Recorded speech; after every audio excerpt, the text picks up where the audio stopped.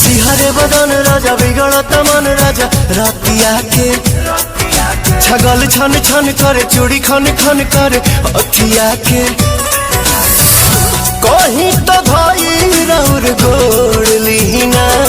बाटे कमर कमजोर पिया छोड़ दीना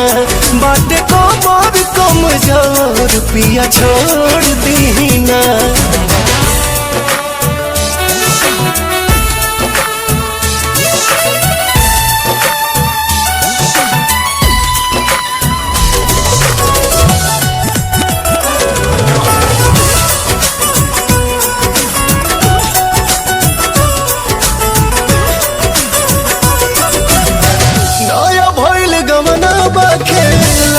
नया नया अपना में हर पटनी कोई दिन दया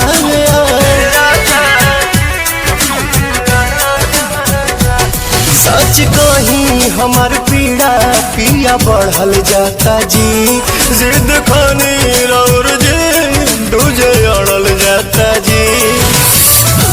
से हचकाई के ही लोग दीना बाटे कमर कमजोर पिया छोड़ दीना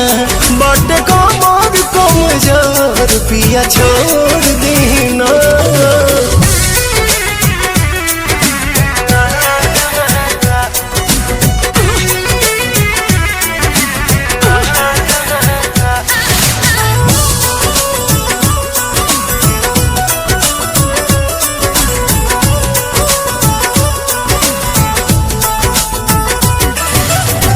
लाल लाल कोये दिहनी गोर मोर बदन के प्रिंस पिरियन सुआदत भइल बा पवन के धरी धीर काल फिर भेंट होई पिया भले सन डे परेशान में न धोई पिया नौसों में न जोक देना खोर दीना बाटे कमर कमजोर पिया छोड़ दीना बाटे कमर कमजोर पिया छोड़